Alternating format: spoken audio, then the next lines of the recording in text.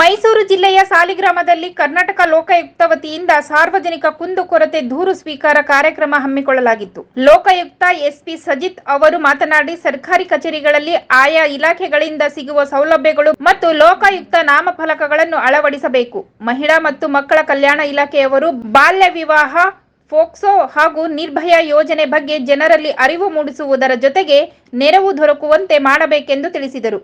ಇನ್ನು ಈ ಸಂದರ್ಭದಲ್ಲಿ ಹಲವು ವಿಚಾರ ಕುರಿತು ಸಾರ್ವಜನಿಕರು ಲೋಕಾಯುಕ್ತರಿಗೆ ದೂರು ಸಲ್ಲಿಸಿದರು.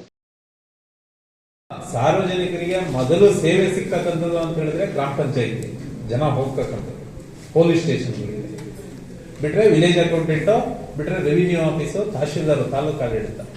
ಮೊದಲನೇದಾಗಿ ಈ ಮೂರು ಇಲಾಖೆಗಳು ಹೆಚ್ಚಾಗಿ ಅಲರ್ಟ್ ಆಗಬೇಕು.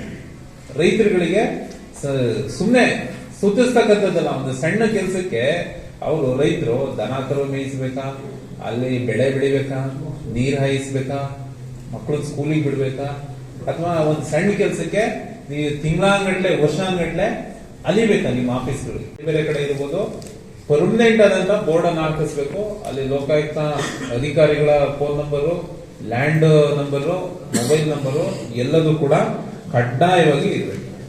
ಆಮೇಲೆ ಎಲ್ಲಾ ಆಫೀಸ್ಗಳದ್ದು ಒಂದು ನಾಗರಿಕ ಸನ್ನದು ಅಂತ ಇದೆ, ಸಿಟಿಜನ್ ಚಾರ್ಟರ್ ಅಂತ.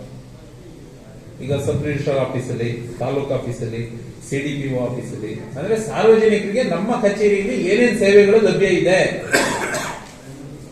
ಗೊತ್ತಾಯ್ತಾ?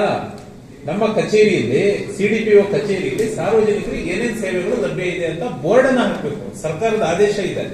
ಆಮೇಲೆ ಸಕಾಲದ ಬೋರ್ಡ್ ಇರಬೇಕು. ಜಾತಿ ಪ್ರಮಾಣ ಪತ್ರಕ್ಕೆ ಸಕಾಲದ ವ್ಯಾಪ್ತಿಯಲ್ಲಿ 15 ದಿನ, ಇನ್ನೊಂದು ಪ್ರಮಾಣ ಪತ್ರಿಕೆ ಇಷ್ಟು ದಿನ, ಕಾಲಮಿತಿ ಇರುತ್ತೆ. ಅದು ಸಾರ್ವಜನಿಕರಿಗೆ ಕಾಣುವಾಗೆ ಡಿಸ್ಪ್ಲೇ ಮಾಡಬೇಕು.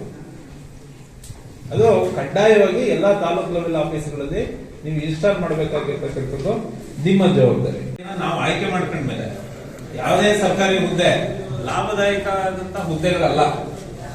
ಯಾರು ಸರ್ವಿಸ್ ಮೈಂಡ್ ಇರುತ್ತೆ, ಸರ್ವಿಸ್ ಮಾಡಬೇಕು ಸಾರ್ವಜನಿಕರಿಗೆ ಅಂತ ಇರುತ್ತೆ, ಅವರಷ್ಟೇ ಸರ್ಕಾರಿ ಸೇವೆಗೆ ಬೇಕಾಗಿರ್ತದೆ ಅಲ್ವೇ? ನಾವೆಲ್ಲ ಬಂದಿದ್ದೀವಿ, ನಮ್ಮನ್ನು ಸೇರಿಸಿ ನಿಮ್ಮನ್ನು ಸೇರಿಸಿ ಎಲ್ಲ ಬಂದಿದ್ದೀವಿ. ನೀವಿಲ್ಲಿ ಸಮಸ್ಯೆಗಳನ್ನ ನೋಡಿದ್ರಿ. ನನಗೆ ಆಶಯ ಕಂಡಿದ್ದು ಅಂತ ಹೇಳಿದ್ರೆ, ನಮ್ಮ ಸರ್ವೆ ಡಿಪಾರ್ಟ್ಮೆಂಟ್ ಅವ್ರು ಮಾಡಿರ್ತಕ್ಕಂಥ ಒಬ್ಬ ರೈತ, ಅವನಿಗೆ ಎಷ್ಟೋ 1 ಎಕರೆ 1.5 ಎಕರೆ ಜಮೀನಿದೆ. ಯಾರಾದ್ರೂ ಸ್ಪಾಟಿಗೆ ಹೋದವರು, ಯಾರೇ ಬೇಸಿಕ್ ನಾಲೆಡ್ಜ್ ಇದ್ದವರು ನೋಡಿದ್ರು ಕೂಡ 2 ಭಾಗ ಮಾಡ್ಬೇಕಂದ್ರೆ ಒಂದು ಜಮೀನನ್ನ ಅವನಿಗೆ ಈ ಕಡೆ ಬರ್ತಾರೆ, ಇಲ್ಲ ಈ ಕಡೆ ಬರ್ತಾರೆ, ಇಲ್ಲ ಅನುಕೂಲ ಆಗತನ ಮಾಡ್ತಾರೆ. ಮಧ್ಯದಲ್ಲಿ ಒಬ್ನಿಗೆ ಜಾಗ ಕೊಟ್ಬಿಟ್ಟು ಆ ಕಡೆ ಒಂದು ತುಂಡು, ಈ ಕಡೆ ಒಂದು ತುಂಡು, ಈ ಕಡೆ ನಾರ್ತಿಗೆ ಒಂದು ತುಂಡು ಕೊಟ್ಬಿಟ್ರೆ ಅದನ್ನ ಯಾರು ಹೋಗ್ತಾರ? ಈ ರೀತಿ ಉದ್ದೇಶಪೂರ್ವಕವಾಗಿ ತೊಂದರೆ ಕೊಡ್ತಕ್ಕಂಥದ್ದು ಯಾವುದೇ ಕಾರಣಕ್ಕೂ ಆಗಬಾರ್ದು.